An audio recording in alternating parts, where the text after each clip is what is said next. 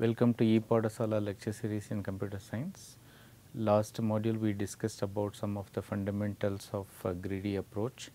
In this particular module we are going to discuss more about the greedy algorithms.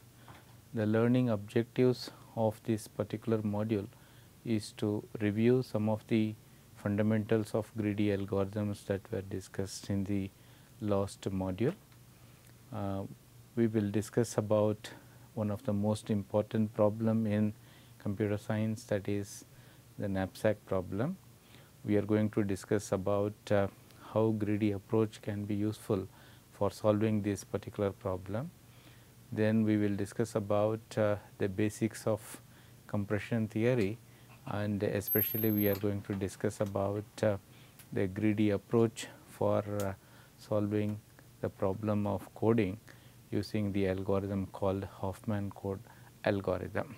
So, what is the greedy algorithm is all about? Last module we discussed the fundamentals.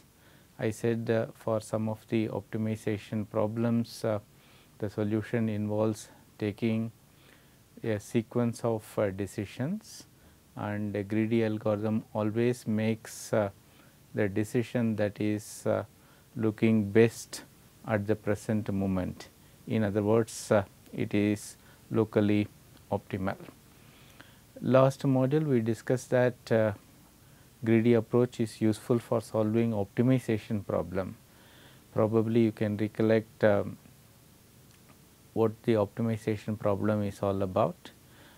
Any optimization problem will have an objective function, then it will have some sort of a constraint, and it will have some sort of a extremum requirements like maximization or minimization. I was telling you that for a given problem there may be n number of solutions. They are called candidate solutions. Out of all the solutions, some solutions are the best solutions that we are calling as the optimal solution. The main objective of greedy approach is to find the optimal solutions. Sometimes the greedy approach may not be able to solve the problem, and it may give some suboptimal results.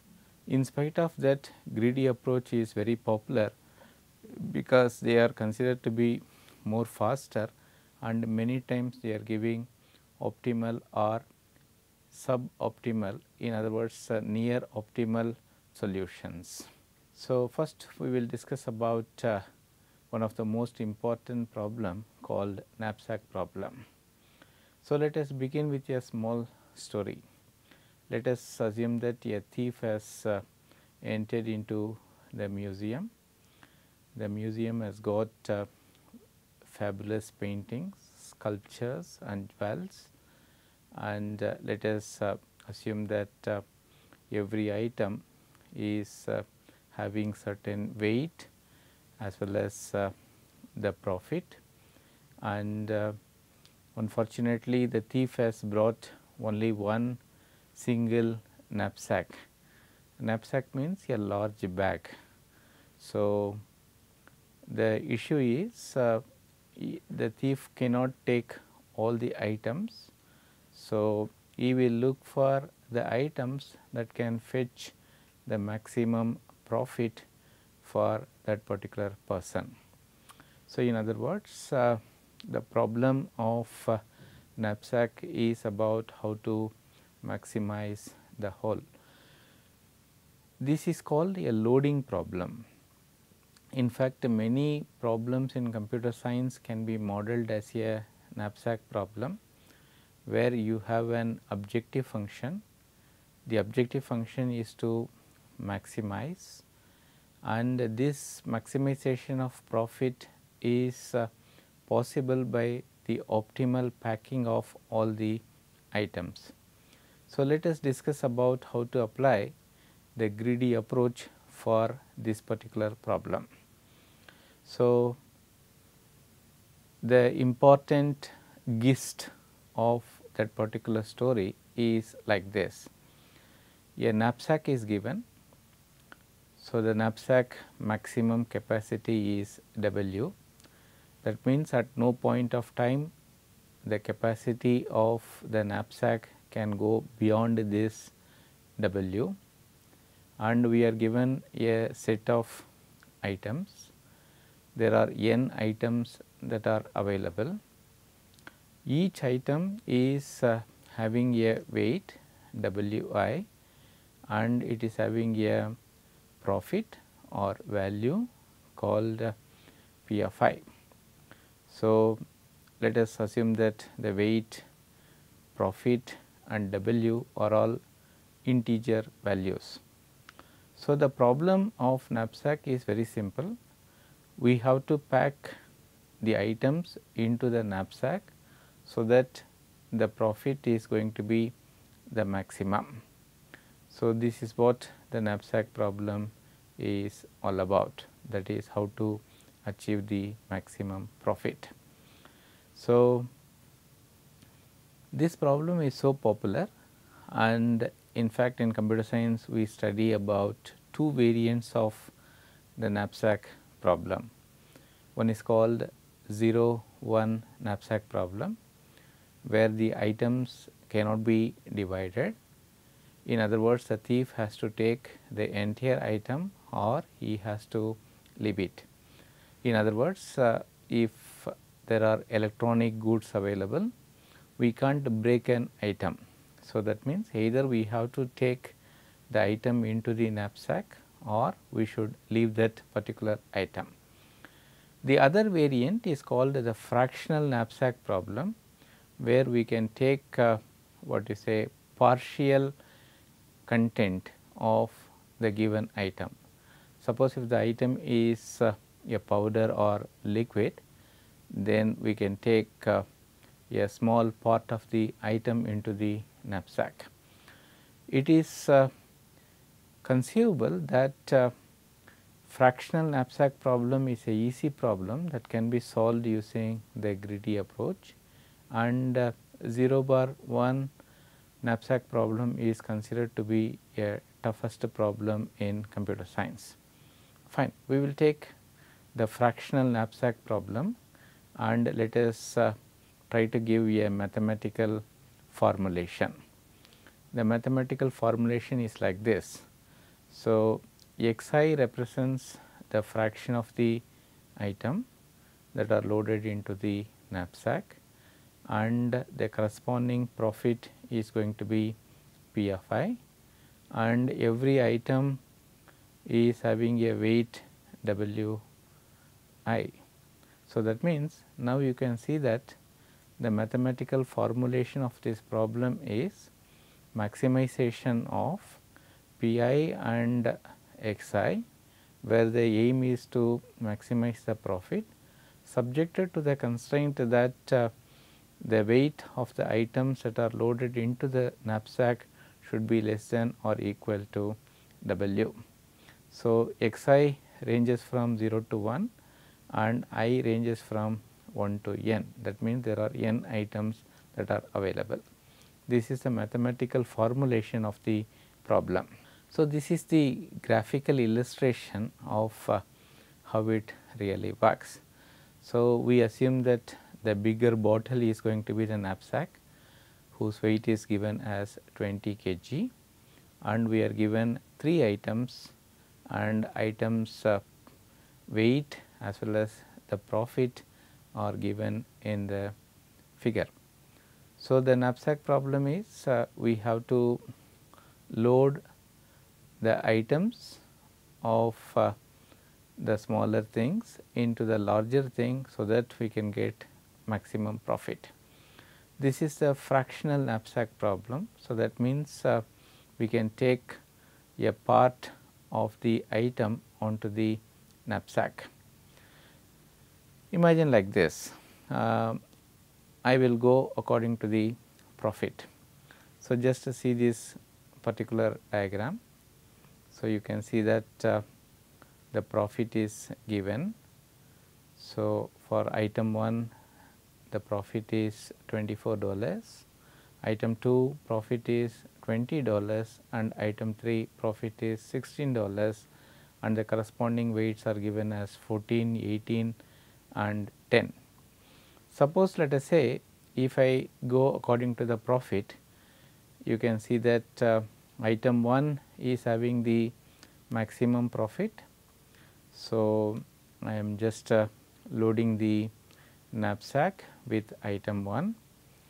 The item 1 weight is 16 kg, therefore, it becomes 20 minus 16, that is going to be 4 kgs, and you can see that it is going to be 14 kgs. So, that means it is going to be 20 minus 14, that is going to be 16 kgs, and the remaining thing I am loading with the item 2. So, that is going to be 6 by 18 and the remaining capacity is 0. So, the total profit if you calculate, it is coming as 30.66. Suppose if we are going according to the weight. So, if I go by the weight, then I will load item 3 because it is having the least weight. So, the remaining capacity is 20 minus 10, it is going to be 10. So, the next least weight is item 2. So, therefore, I am just loading the remaining capacity with item 2. So, that means it is going to be 10 by 18. So, the capacity is full now. So, that means loading of the first item is not possible. In this case, you can see that the profit is going to be 27.11. So, we will try one more thing, that is we will take the ratio of profit and weight Pi divided by Wi. So, let me calculate the ratio of all the item. It is coming as 1.71, 1.11 and 1.6. So, let me put it in the ascending order. So, that means the item that is having the maximum profit and weight ratio is item 1. Therefore, I am loading the item 1. So, that means 20 minus 14 is 6. So, the next item where profit to weight ratio is very high is item 3. So, therefore, for the remaining capacity of the knapsack, I am filling it with 3 by 5. So, loading of the what you say item 2 is not possible. So, in this case the total profit is going to be 33.6. So, this is a comparison table. So, you can see that according to the profit means it is coming as 30.66, by weight it is coming as 27.11, and the ratio of profit to weight it is coming as 33.6. So, now you can come to a conclusion that the best criteria for selection of item is going to be the ratio of the profit to weight. So, the greedy components are selection procedure. It is based on the ratio of Pi by Wi. Feasibility check is at no point of time the weight should cross the W, and the solution check is whether all the instances are checked or not. So, the informal algorithm is going to be like this. So, I am going to sort the items in the decreasing order of profit to weight ratio. While there is still room in knapsack, I am going to consider the next item and take as much as possible. The formal algorithm is going to be like this. So, you have algorithm, greedy knapsack, W, then n are items with the profit which is given in the array P, and it is given the weight is given in the array W, and the ratio is Pi by Wi. So, you can see that initially the solution vector is initialized to 0. So, what I am trying to do is I am taking the ratio. So, whenever there is a possibility is there, so I am putting that into the knapsack. So, I am taking the remaining item, based on that I am taking the fractions and I keep on filling the knapsack.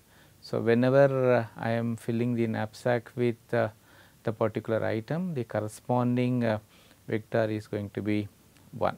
This is the formal algorithm for that. So, this is a small example of how it really works. So, you can see that there are 3 items. So, you have weight profit ratio. So, as we discussed earlier, the best criteria is profit to weight. So, I will compute this. So, you can see that it is coming as 3, 2 and 4. So, you can see that for P3 by W3 it is going to be 4. So, that means I am going to fill that, then I am going to fill with the next one, and I am filling the remaining thing with the next item. So, the profit is coming as 48. This is the answer for this particular problem. So, what is the complexity analysis? So, this involves sorting of items. So, that means it is going to be order of n log n, and if n items are there, the complexity is going to be order of n. So, this is far better than the brute force approach which we discussed already. It is going to be order of 2 power n. Therefore, you can come to a conclusion that greedy approach is far more better than the earlier ones. As I said earlier, fractional knapsack problem is easy to solve, but 0/1 knapsack problem is a considerable difficult task. So, for that we will go for dynamic solutions. One more algorithm we will discuss today as part of this particular module is the Hoffman algorithm, which uses the greedy approach. This algorithm is very much useful for data compression. So, compression is a very important topic where we are talking about reduction of size of data. So, by that we mean that the number of bits that is required to represent the data is reduced, and the advantage of this data compression is that we can reduce the storage space that is necessary for storing the files, as well as we can reduce the transmission cost, latency and bandwidth. So, because of this particular reason, compression is very important, and Hoffman code is considered to be one of the most important algorithm in data compression. So, the logic is very simple, optimal coding.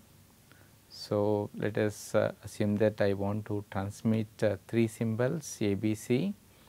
So, transmission requires encoding of these symbols as a code by giving some address.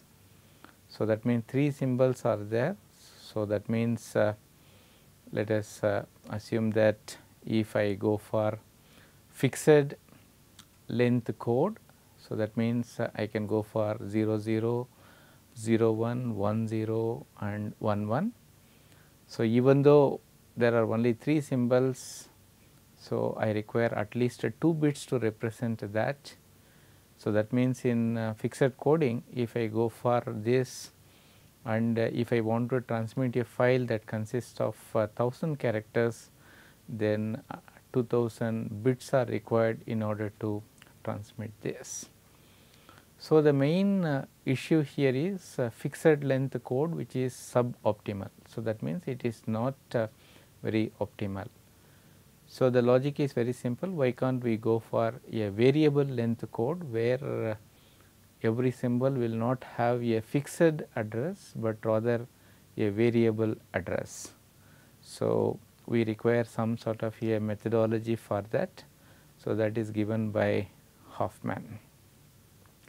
So, the idea is very simple. We will use short codes for more frequent characters and long codes for less frequent.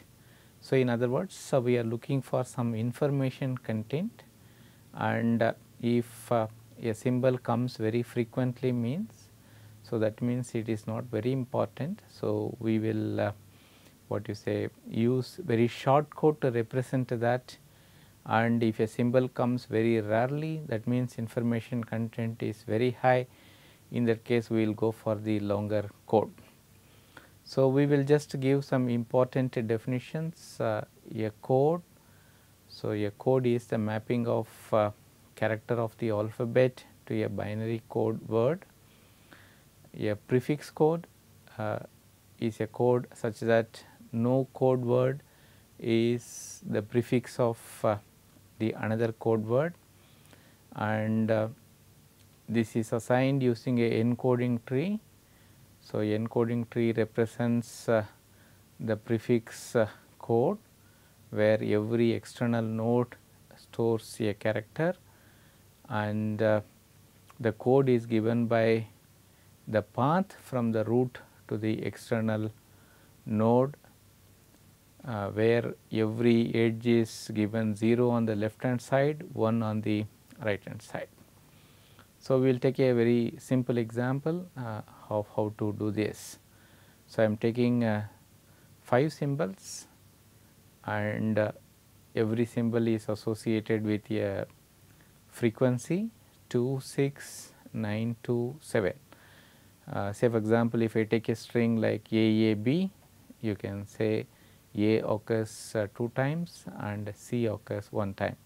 So, we can calculate frequency, we can calculate the probability also. See, Hoffman code works with both frequency as well as the probability.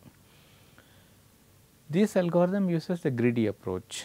The greedy approach is like this. So, we have to go for the best local decisions. So, the logic is very simple. Like a greedy man, we are looking for the smallest symbol and we are trying to combine.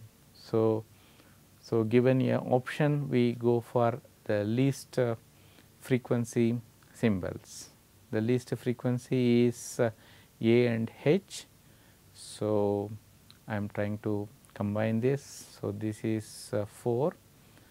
So, now I have to consider the best possibility for 4, 6, 9, 7. So, that means you can see that 4 and 6 are the best possibilities. So, I am getting 10. So, next I have to consider 10, 9, 7. So, the best possibility is 9, 7. So, it is 16. So, when I combine that I am getting 26. So, as I said earlier, this is called an encoding tree, where you can see that every external node that is given in green color is representing the symbol, and the binary code of every symbol is obtained by tracing the path from the root to that particular external node. So, now you can see that A is nothing but 1, 1, 1, you can see that H is 1, 1, 0, and C is 1, 0, then E is 0, 1, and I is 0, 0. So, you can see that this is a variable code. So, that means you can see that all the symbols are not having the same length of code, but rather it varies according to the frequency. So, this is the logic. So, the symbol A occurs frequently, therefore, it is having more length compared to symbol, let us say E or something. Okay. So, this is the Hoffman code that we have. So, imagine like this. So, I want to transmit the message ACE across the channel. So, that means for A it is 1, 1, 1, and C it is 1, 0, and for E it is 0, 1. So, that means I will be sending the binary stream 1, 1, 1, 1, 0, 0, 1 across the channel. So, across the channel this bit stream will be received. So, the question is how to interpret this. Okay. So, the logic is very simple. The same encoding tree that we used as part of the sender will be used to what is a decode. So, in decoding we read the bit stream and we will use the encoding tree to decode the file content. So, let us see what happens. So, first I am getting A, then I am getting A again, then I am getting 1. So, that means you can see that 1 1 1 is nothing but A. So, next I will be getting 1. So, it is 1, then I will be getting 0. So, that is going to be your C. So, next is 0. So, 0 and 1, that is going to be E. So, that means now you can see that the ACE is received exactly as we have transmitted, and there is no information loss. This is the beauty of the Hoffman code. But there is only one problem, that is the prefix property needs to be satisfied. So, what is a prefix property?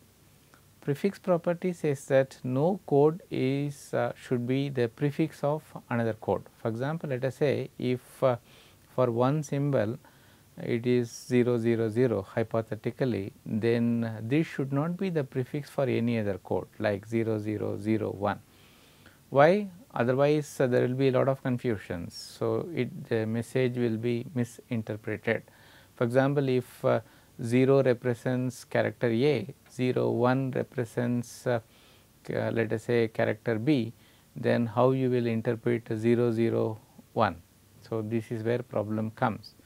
So, this leads to the multiple way of interpretation that may cause problems. Fortunately, the Hoffman code is satisfying this property. So, that means there is no confusion at all.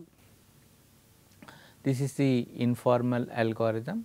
Take all the symbols along with the frequency. So, greedy approach, choose 2 lowest frequencies and combine them. It will produce a new node where the frequency of these 2 symbols are added. Then this process is getting repeated till we get the root. So, this is the informal algorithms. So, you can see that initially all characters are assigned as a single node, then we will keep on adding all the things, and so we will continue this procedure till we get the entire tree. So, this is a formal algorithm. So, you can see that the priority queue is used. So, you can take the character C. So, what we are trying to do is we are putting everything into the priority queue with f of C as the key. Then what we are trying to do is we are trying to extract min from the priority queue. So, 2 least frequency items are sent as the output, then we are creating a new node, then we are adding the frequency, we are putting that left hand side we are assigning as 0 and right hand side we are assigning as 1. Then we are adding this z onto the queue and we are repeating this process from 1 to n minus 1. Therefore, at the end of all the iterations you have the encoding tree. So, what is the complexity analysis? Complexity analysis is the complexity of handling the heap. So, it requires order of n log n. So, that means you have n items.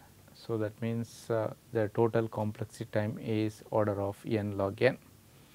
In summary, we can come to a conclusion that greedy algorithms are useful for solving the optimization problems. Knapsack problem is very important. Greedy approach is very useful for solving the fractional knapsack problem, and Hoffman coding is very effective in finding the optimal code. Thank you very much. Next module we will be discussing some more problems that are coming under this particular category. Thank you very much.